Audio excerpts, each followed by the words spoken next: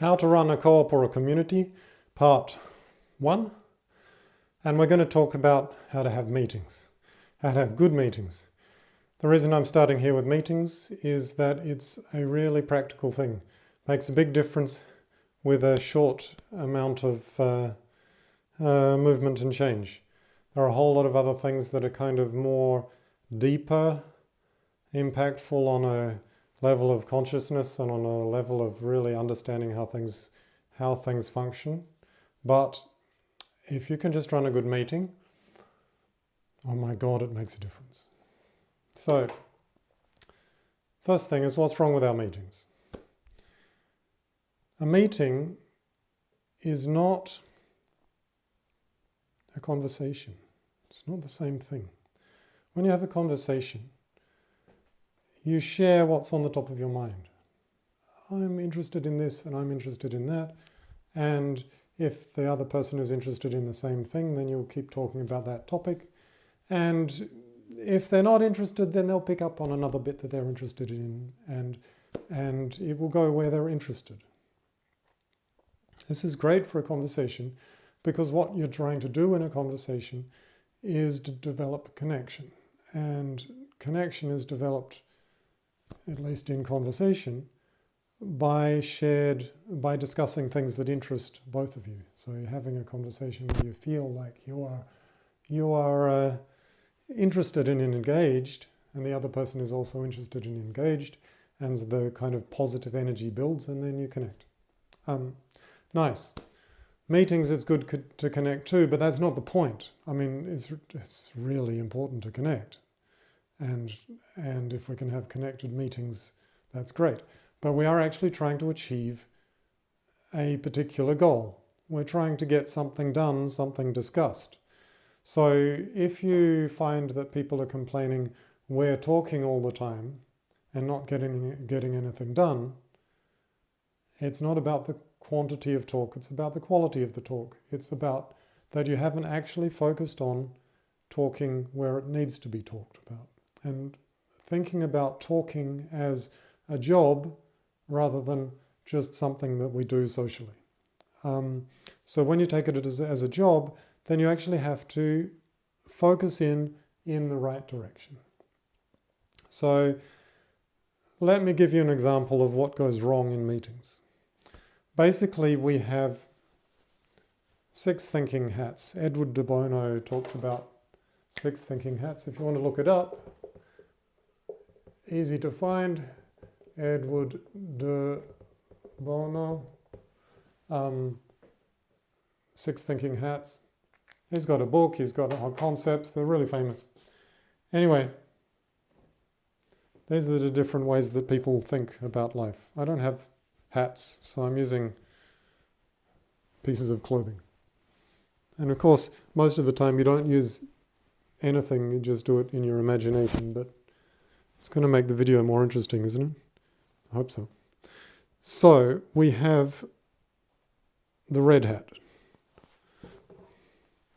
The red hat is interested in feelings. So they come into the meeting and they say, I feel really tired of all of this work that we've been doing in the shop. And I would really enjoy having more celebrations and music. And then we get the next hat. So this is the red hat, the thinking hat. Okay. And the next one that I picked up is the creative hat. So somebody else has got their creative hat on. They're thinking in a creative way. So, I mean, everyone can use all of these hats, but when you have a meeting that is not well organized, you'll generally find that each person drops into their natural, easiest hat and way of thinking. And so you get a whole bunch of different kinds of thinking all talking to each other. And it's really messy. And so you get the green hat. The green hat is really creative. And so it hears what the red hat person says about how it's being tired. They're being tired and we want more music and celebrations. And they could go, okay, every Friday night we could do celebrations about, well, just musical celebrations. We could have a party every Friday night. We organize it and we invite lots of people and we have an amazing time. Wouldn't that be cool? That's the creative thinking. They just come up with new ideas, basically. We have a purple hat, which I added. It's actually the 7th hat because that's the not thinking. The purple hat is meditation. So when you have your purple hat on, you go,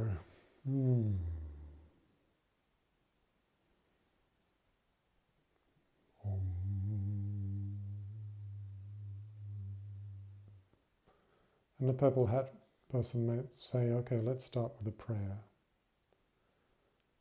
And we pray for a more relaxed and celebrating time.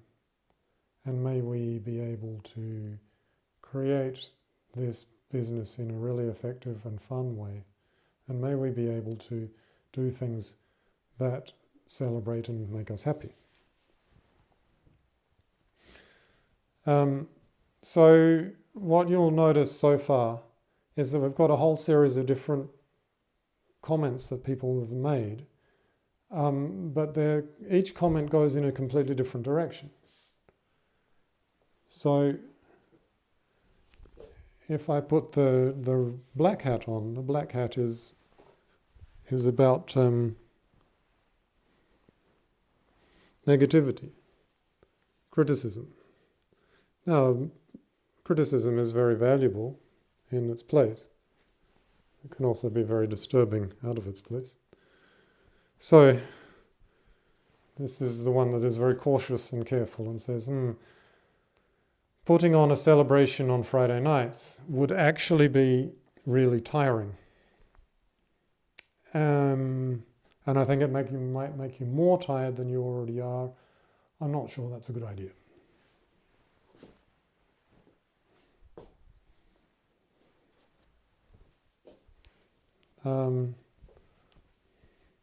White hat is information. White hat says pure information. I have heard it said by the experts, and maybe I can even quote which expert. Dragon Dreaming says that 25% of the time has to be spent on celebration, and if you're not doing that, then it's not sustainable. So, just for your information.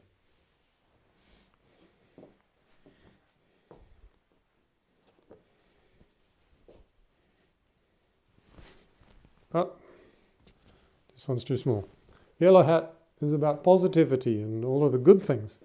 And they go, cool, I really like the idea of a celebration. I think it would be really cool if you do a celebration, then we will be able to bring more people in and we will be able to really enjoy ourselves and we will be able to relax from the other times. Even if there is a kind of hard work involved, I feel like it's really might be worth it.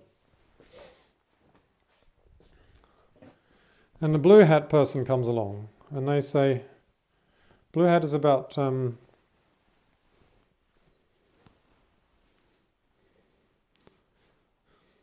what are we talking about? The flow of conversation. So this is the one that thinks about the agenda and what should be talked about and how is the conversation going. A meta conversation rather than what needs to be said, like how do we discuss? And so the blue hat person says, this is all very interesting about the idea of doing a Friday night party. But today we really needed to discuss our budgets. Can we discuss our budgets? And then we get the yellow hat person saying, yeah, it's really important that we do budgets. Then we'd be able to get onto the Friday party. And the white hat person says, I have the information about our budgets here. Current spending is blah, blah, blah, blah, blah.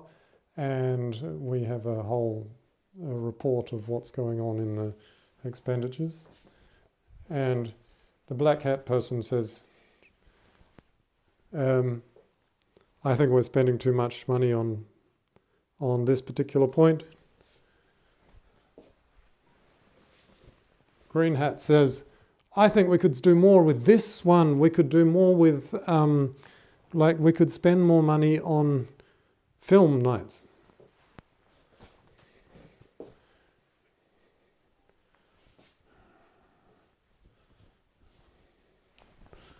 Red hat says, getting a bit tired of, I said I was already tired of budgeting and all of this discussion about the budgets. I'm just overwhelmed here.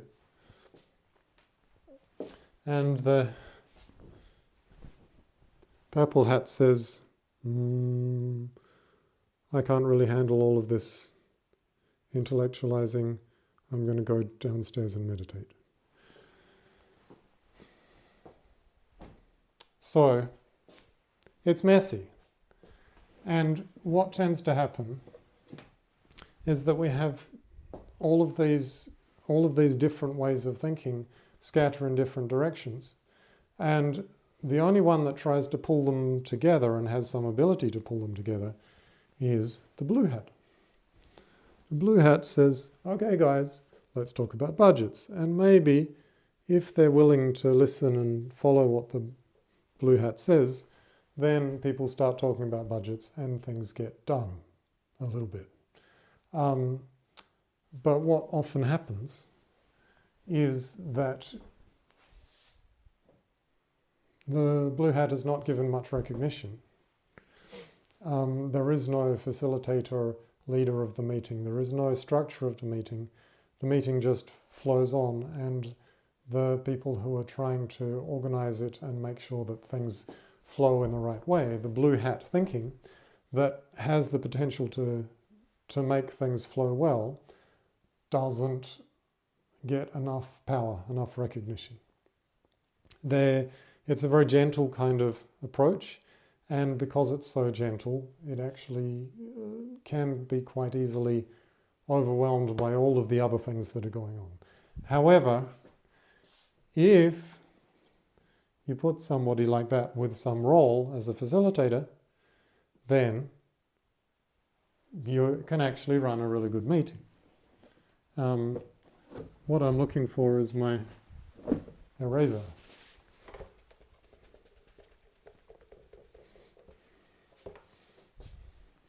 So if it starts with the blue hat and the blue hat controls everything, then they say, okay, what are we talking about today? Budgets. Okay, how does everybody feel? Are we ready for budgets? And people put on their red hats and they say, I feel tired, I'm happy with the way things were. Yeah, we're ready for budgets. Okay, let's go. And then the blue hat again says, okay, so what is the step that we have to do next? It's understanding the current expenditure. So can we have a treasurer's report, please? And the white-hatted treasurer makes a report of all of the things that have been discussed and have been spent and how it works. And then we're able to start looking at the budget. And he guides people to go through these different hats. And what we are able to do is, instead of each person having a different hat, so we have a red hat and a blue hat and a green hat all going in different directions, and the black and the white. Instead of this, what we can do is we can get everybody to focus in on one way of thinking at a time. And we can kind of go around the circle cover everything, but not and not get confused in the process. Each one we can do quite carefully, and we can understand it. We can be creative, but we can all be creative together. We can come up with some really cool creative ideas. We can focus in on that. We can focus in on the red and how we feel at appropriate times, and we get a lot more done. Okay, now here's a little demonstration of what, that was a demonstration of what goes wrong in meetings. Have you experienced that? Now, some people would say, what's wrong with that? We have a conversation, it's a bit messy, in the end we get somewhere. So, firstly, I'd invite you to question, in the end, do you get somewhere? Do you actually get to the point of the meeting? We had a meeting yesterday that was basically about how we need some more role holders. We need some people on the board and the different management committees. And we don't have enough people in the positions. So can we elect some more people for the position? We had a meeting that went for 2.5 or 3 hours. And at the end of it, we'd spent maybe 5 minutes talking about people for those positions. And we'd spent the rest of the meeting talking about all of the other things that we could do and the other issues that are coming up and whether we actually need those positions at all. And all of the talking around it, we hadn't actually done it. If we could have focused in, maybe we could have actually chosen some people for those positions and got on with the job.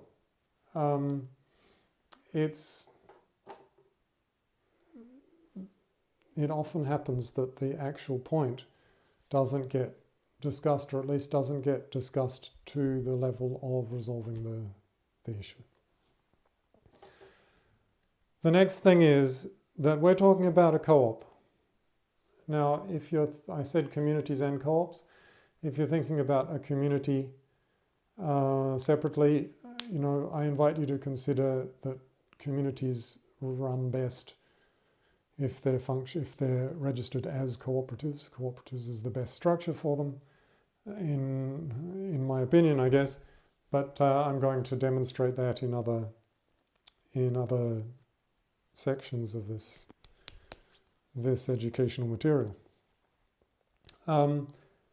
So we have a co-op.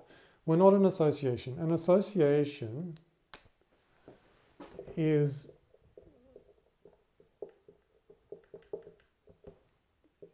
an outwards giving organization. It's a giving towards a purpose. Everybody who comes into that association believes in the same purpose, and they work towards that purpose. A company like a normal capitalist company is a taking organization.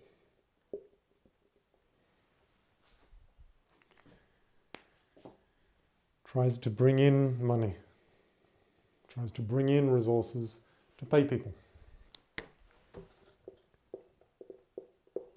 Co-op is a sharing organization. It's about doing both at the same time.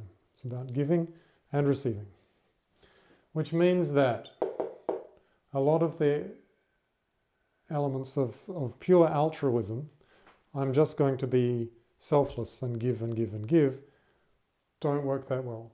And selfishness doesn't work either. It requires a balanced giving and receiving. Now, we can get into that in more depth later, but what I'm interested in here is how, as a co-op, you're basically expecting to pay people. You're wanting to pay them. I mean, sometimes you wouldn't pay them in money, sometimes you would pay them in other ways. But you would be wanting to pay people in some way. Generally, it's not about we just give. It's also about what do we get back, and we get some kind of remuneration for our work. So let's just think about this in terms of money now. So we have a meeting and we have 30 people, and we run it inefficiently. We go for 3 hours, and everyone is paid at low wages, so we're at 10 euros an hour. I'd like to see that. I'd like to make that 20, you know. Pay people well for their time.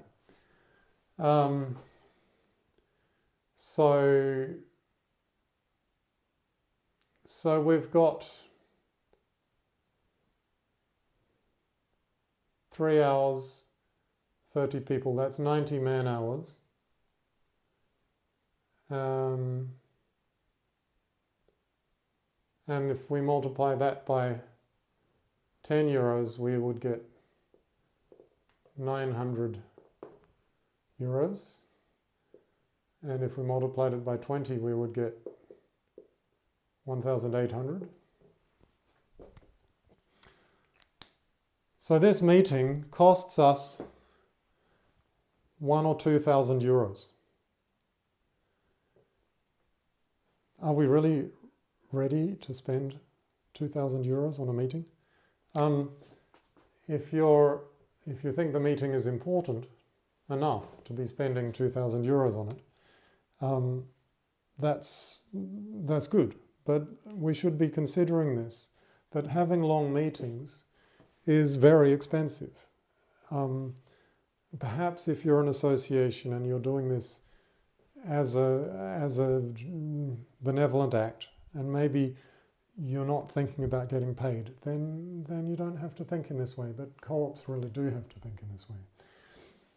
Now, if these 30 people had a meeting for half an hour, and then some of the issues that they hadn't fully discussed, they sent to subcommittees, little groups of 5 people, say. So we had 3 different groups of 5 people, and each one is going to get something done. Normally this would actually be even smaller. It's likely to be 3 people. So we have 15 man hours. So this is 15 to 30 euros. Each one of these groups does a lot of work. They do 5 hours each. 5 hours each. 5 hours each. We're getting a lot more done, a lot more information, a lot more discussion. And so this is 25, 25, 25. And I'll even put in a 4th group who make this like really big. There's a lot of work being done. A lot of stuff gets done. Okay, and in that 100 euros there, and then we come back and we have another half-hour meeting, and it's euros 15 to 30. Oh, we could even make them an hour meeting. Make it an hour meeting and it's 60 euros there. An hour meeting and it's 60 euros there. We've got 220 euros. And the amount of work we've done is enormous. We've got a whole lot of stuff done. It's really worth it to organize your meetings in such a way that they are efficient. And the other part of this that we have not covered is joy and flow. So you have a really tiring meeting. How do people work the next day? Are they being efficient? Are they getting a lot of work done? Or are they kind of tired and not working very well? Yeah? It really affects the way people do their work. And so difficult meetings are very detrimental. And one of the things that has been demonstrated, flow, by Roger Hamilton is the one I'm going to quote here. Roger Hamilton did a study of wealthy people and what is it that made them wealthy. And they all gave advice about how to be wealthy, and their advice was completely different. But so he tried to understand what was the pattern that actually made for success, and he was able to eventually predict it. And it's what he called being in the flow. So when people are doing things that flow naturally and they're contributing in their natural genius, the natural flow, they're very effective in business. And though co-ops are not classical business, they're still business. And flow is still really important. And so having people be in their flow means motivation, inspiration,